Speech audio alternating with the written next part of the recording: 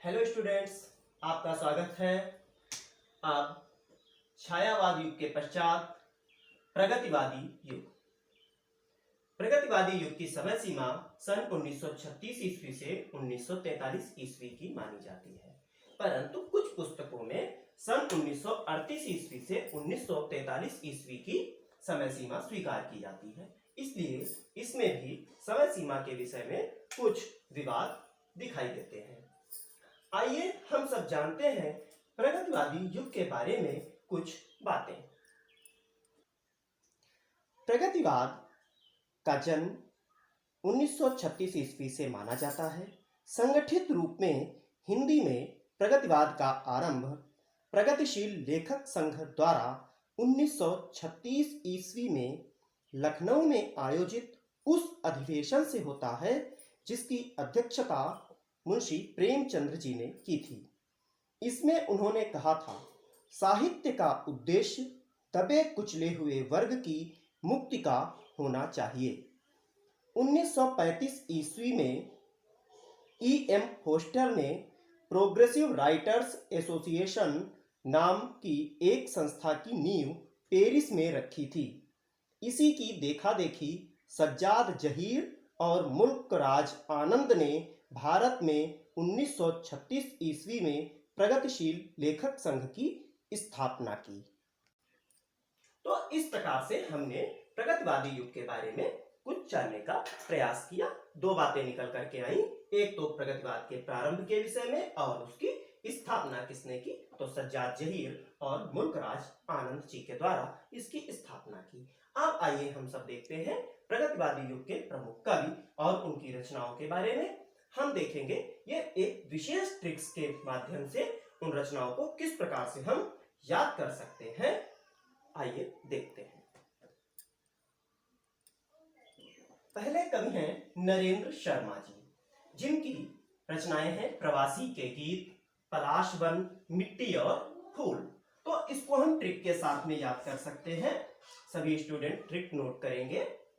नरेंद्र ने पलाश की मिट्टी में प्रवासी के गीत गाए। नरेंद्र ने पलाश की मिट्टी में प्रवासी के गीत गाए। ये ट्रिक हो जाएगी। नरेंद्र से नरेंद्र, पलाश से पलाश वन, मिट्टी से मिट्टी और फूल, प्रवासी के गीत रचना है। आइए इसके बाद देखते हैं दिनकर जी की रचनाएं।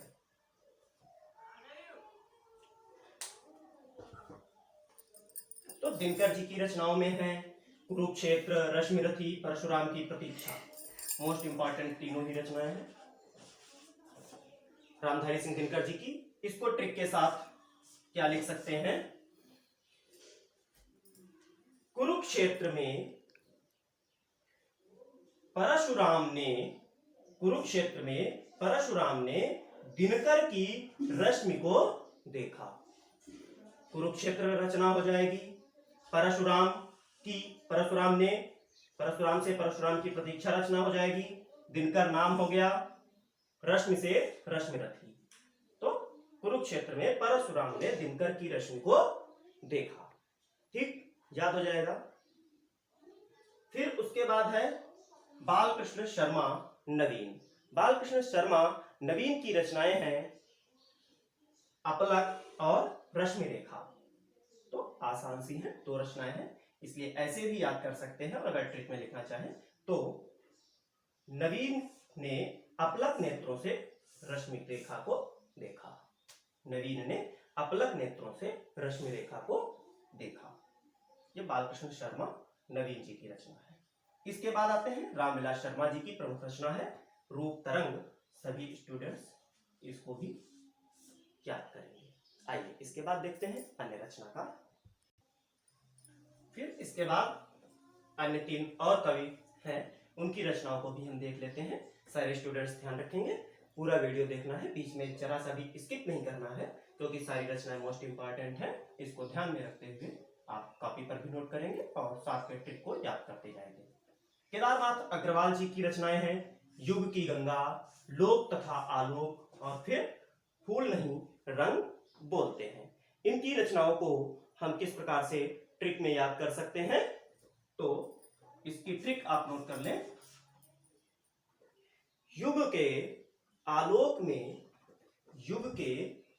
में केदार के रंग बोलते हैं। युग के आलोक में केदार के रंग बोलते हैं।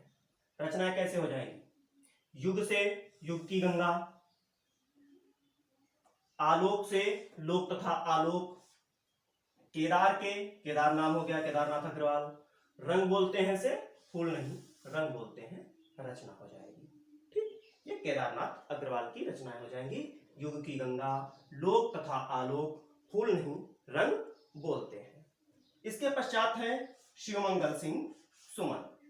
शिवमंगल सिंह सुमन जी की रचनाएं हैं हिल्लोल, जीवन के गान और प्रलय सृजन। इनकी रचनाओं को हम कैसे याद कर सकते हैं? ट्रिक के माध्यम से। सज्जन सृजन से हो जाएगा सज्जन सुमन ने जीवन को या जीवन के गान को हिला दिया। सज्जन से प्रलय सृजन हो जाएगा, सुमन से शिवमंगल सिंह सुमन रचना हो जाएगी, जीवन से जीवन के गान रचना हो जाएगी, हिलाना से हिल्लोल रचना हो जाएगी। तो सज्जन सुमन ने जीवन के गान को हिला दिया या जीवन को हिला दिया। ठीक, फिर इसके बाद आते हैं त्रिलोचन जी की रचनाएं हैं मिट्टी की बात और धरती। तो बड़ी आसान ट्रिक, त्रिलोचन ने मिट्टी से धरती बना दी। आसानी से याद कर लीजिए, त्रिलोचन ने मिट्टी से धरती बना दी, आसान बात है। तो ये कुछ प्रमुख कवि थे और उनकी रचनाएं हैं। इसके बाद आप लोग देखेंगे प्रगतिवाद युग के अंतर्गत कौन कौन सी काव्यगत विशेषताएं थी जिनको ध्यान में रखते हुए कविगण रचना करते थे। तो प्रगतिवादी काव्यधारा की जो प्रमुख विशेषताएं हैं उनमें पहला है समाजवादी यथार्थवाद, अर्थात सामाजिक यथार्थ का चित्रण, प्रकृति के प्रति लगाव, तीसरा है नारी प्रेम, फिर राष्ट्रीयता, सांप्रदायिकता का विरोध, बोधगम्य भाषा, अर्थात ऐसी भाषा का प्रयोग किया है जो जनता को बहुत आसानी के साथ समझ में आ जाए, ऐसी व्यंग्यात्मक शैली को ध्यान में रखते हुए बोधगम्य भाषा का चयन कवियों ने किया है। साथ ही साथ कजरी, लावनी और ठुमरी जैसे लोकगीतों में मुक्त छंद जो प्रमुख आधार था, मुक्त छंद का प्रयोग प्रगतिवादी युग की प्रमुख विशेषता है। ये कुछ प्रगतिवादी काव्य की प्रमुख विशेषताएं देखने को मिलती हैं।